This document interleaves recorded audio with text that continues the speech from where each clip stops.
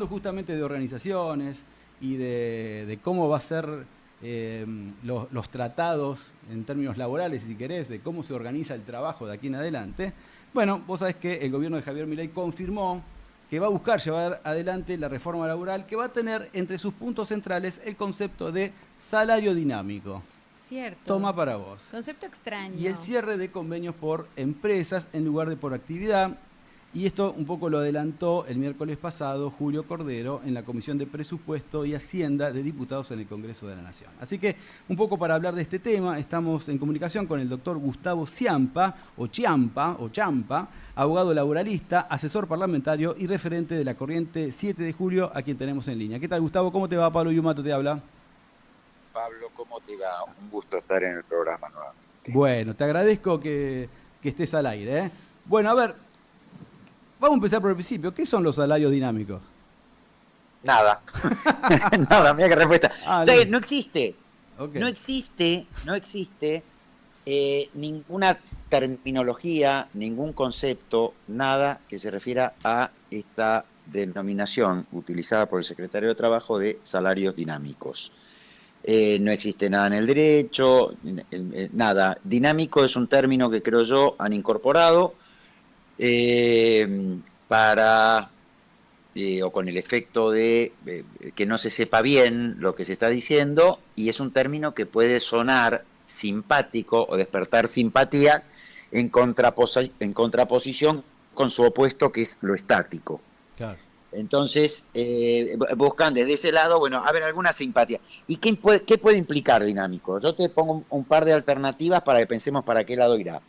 Si hubiera una norma que dispusiera que todos los meses los salarios se incrementan un punto más que la medición de la inflación, eso es tener salarios dinámicos. Claro. Y es un salario ascendente. Entonces, esa es una alternativa. La otra alternativa es que lo que quieran detrás de esta mención de salario dinámico es que los salarios puedan ser reducidos, rebajados. Me parece que apuntan a eso, ¿eh? No sé por qué me late. ¿No? todo indica que apuntan a eso. Sí. Pero además, porque eso ya lo vivimos en la Argentina, eso ya pasó en la Argentina, claro. Eso ya pasó en la década del 90 en la Argentina. Mira, están repitiendo con otras metodologías o con otras denominaciones cosas que ya ocurrieron y que tuvieron efectos nefastos para la Argentina, para la sociedad argentina, para la población argentina. Mira, así como el gobierno ahora topea las paritarias y no homologa los acuerdos, y no homologa no solo que rechaza la homologación, sino que no dice nada, entonces los incrementos no se llegan a hacer efectivos o demoran mucho, etcétera. Esto lo había hecho Cavallo en el 91 de otra forma. Mira. Lo que hizo Cavallo en el 91, en el gobierno de Menem, fue sacar un decreto que decía no puede haber aumentos que superen el incremento de la productividad. Y antes de pactar esos supuestos aumentos de convenio, debe pactar las partes cómo van a medir la productividad, y el Ministerio de Economía, en conjunción con el Ministerio de Trabajo, van a resolver si aprueban que la productividad se mida de esa manera. Recién después pueden pactar aumentos y recién después vemos si los homologamos. Esto implicó que no hubiera aumentos salariales de convenio durante la década del 90. Claro. Pero además, en el 93, sí. En el 93 hicieron lo que están haciendo ahora. Dijeron, los convenios tienen que tener dos módulos. Un módulo general de aplicación a todos y un módulo particular con salarios que pueden ser aumentados, reducidos o suprimidos. Ahí estaba. Claro. Es esto. Bien. Porque además hablan de salario por mérito, ¿viste? Claro, estaba pensando en eso. Y eso también. O sea, si te portás bien te pago un poco más, si te portás mal te pago menos, alguna cosa así. Y fíjate, pues partimos de la premisa que el mérito lo evalúa el empleador. Claro, a eso. ¿Qué pasa? Si yo dijera, bueno, que cada trabajador evalúe su mérito y fije su salario. Entonces, evalúense entre ustedes, ¿te imaginas? Claro. Si lo evalúa el empleador. A ver, y ahora yendo, digamos, a lo que estimo que quieren hacer, ¿no? Si lo evalúa el empleador, ¿cómo evaluará al empleador a aquellos trabajadores que ejercen el derecho constitucional de huelga para pagarles el salario? No, esos son unos zurditos. Y el que está enfermo y no puede ir a trabajar, Es mentira, y el que reclama que le paguen las horas extras que no le pagan. Es mentira, bueno, seguramente no estaba enfermo y se quiso quedar en la casa por vago. Claro. ¿Y qué pasa con el salario de esa persona? ¿Y qué pasa con el ejercicio de sus derechos por parte de esa persona? Afuera. A ver, yo quiero hacer una aclaración. Permitime hacerla muy breve. La legislación argentina permite que las empresas premien la mayor laboriosidad, contracción al trabajo, eficacia, esto es el mérito. Sí. Pero esto es por sobre los salarios de convenio. Obvio. El salario responde a satisfacer las necesidades de los trabajadores y sus grupos familiares. No depende del mérito. Obvio. Del mérito es una vez satisfechas las necesidades. Exacto. Yo te pago 10, te tengo que pagar 10. Ahora, si te quiero pagar 15, te pago 15, porque no sé. Porque claro, exacto. Claro. Pero el 10 es el salario suficiente obvio. Para responder a la necesidad del trabajador y su grupo familiar. Bueno, a ver, otro tema. ¿Cómo es esto del cierre de convenios por empresas en lugar de por actividad? Lo que quieren es desplazar al convenio de actividad, y otra vez, volvemos a la década del 90, y que prevalezca sobre el convenio de actividad el convenio de empresa. Esto lo estableció con claridad la ley Banelco en el año 2000 y fue derogada en el año 2004. Porque hoy no está prohibida la negociación por empresa, porque, digamos, a veces yo a veces no sé si los que lo proponen tienen confusiones conceptuales y confusiones de realidad, porque en algunos sí ves que, digamos, manejan planillas de Excel, pero no saben cómo es la realidad, no conocen la idiosincrasia de las relaciones laborales en Argentina, digamos, cuando Sturzenegger el otro día retaba a los empresarios, por ejemplo. Pero Cordero es un hombre que tiene, digamos, experiencia en materia de relaciones laborales.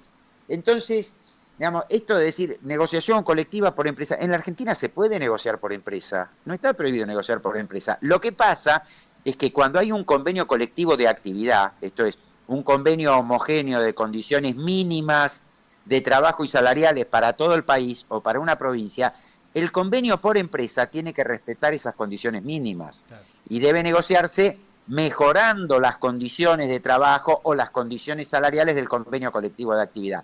Esto está permitido, esto no necesita ninguna reforma laboral, esto se puede hacer con la legislación vigente. Entonces, ¿qué es lo que buscan? Lo que buscan es lo contrario, esto es lo que hoy no se puede hacer, que es que los convenios de empresa perforen los pisos de derechos previstos en el convenio de actividad. Escúchame, ¿esto no perjudicaría, no perjudicaría a los sindicatos? Esto, claro, perjudicaría a los sindicatos, perjudicaría a los trabajadores, además es inconstitucional. Esto, digamos, que un convenio de empresa se negocie perforando el piso de un convenio de actividad, afecta lo que se llama el principio de progresividad y no regresión. Claro. Con lo cual, además, es inconstitucional. Pero si corro el tema del análisis jurídico constitucional, esto perjudica a los sindicatos y perjudica a los trabajadores. Obvio, claro. Sí, en consecuencia, totalmente. Y además, ¿sabés qué? Perjudica a las pequeñas y medianas empresas. Mira, esto yo lo advertí cuando se discutía la ley Banelco. Yo asesoraba a Alicia Castro, diputada nacional en ese momento de extracción sindical. Sí. Hicieron una presentación en la Cámara de Diputados, cámaras de pequeñas y medianas empresas, pidiendo que no se aprobara la ley Banelco, que no se sancionara, en tanto preveía que los convenios de empresa podían prevalecer por debajo de los convenios de actividad o negociarse por debajo de los convenios de actividad. Y decían lo siguiente, porque ya que entre las grandes empresas y las pequeñas y medianas hay muchas diferencias, digamos, de recursos, de acceso al crédito, de marketing, de volúmenes, etcétera, digamos, que esto desde el punto de vista de las empresas, que las que están en condiciones de imponer a los sindicatos negociaciones por debajo del convenio de actividad son las grandes empresas, con lo cual van a agregar una asimetría más en su favor y las grandes empresas van a tener, decían las pequeñas, condiciones más, entre comillas, flexibles y beneficiosas, también entre comillas, que las que tenemos las pequeñas empresas, con lo cual no solo afecta a los sindicatos, a los trabajadores, sino que también afecta a las pequeñas y medianas empresas. Totalmente. La última, porque ya no estamos terminando el programa, ¿cómo es esto de que ahora hay que laburar 12 horas? ¿Te guste o no te guste? Esto es lo que quieren hacer, y ya está presentado un proyecto de ley del gobierno en el Congreso de la Nación en este sentido, a través de diputados y diputadas de La Libertad Avanza, lo encabeza Romina Díez, la secunda José Luis Espert, Mirá. en ese proyecto que el gobierno además reconoce como propio.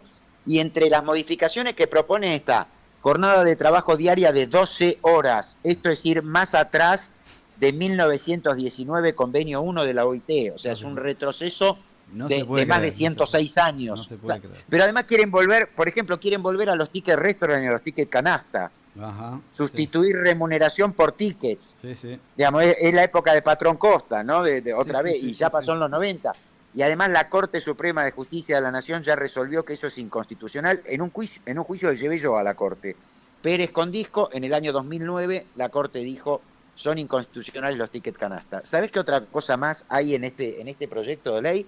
Fraccionamiento de vacaciones, que te puedan dar vacaciones fraccionadas y en el momento del año que quiera el empleador.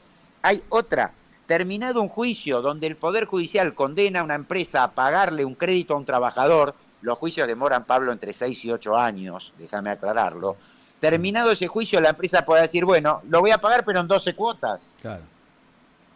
Sin interés, por supuesto. No, con un interés, pero el interés es mínimo, pero además, ¿vos conocés que haya alguna norma estatal que diga cuando alguien le reclame una deuda a un trabajador, ese trabajador puede optar en pagar en 12 cuotas? No, no existe. No. Che, esto es lo que muestra... Claro. ¿Hay alguna a favor del laburante o ninguna? Ninguna. No, ninguna. No, ninguna en ese proyecto de ley. Era capciosa la pregunta, pero bueno. quería que quede bien claro. Son todas en contra. Todas las modificaciones en contra de los derechos de los trabajadores. Gustavo, querido, el pueblo está contigo. Estoy terminando el programa. Te agradezco muchísimo esta participación. Como siempre, Pablo, un amigazo. Y vamos a hablar próximamente. Capaz que te pegue un llamadito uno de estos días. Cuando vos quieras. Un abrazo muy grande. Abrazo Pablo, grande. A vos y a la audiencia. Que estés muy bien, muy amable.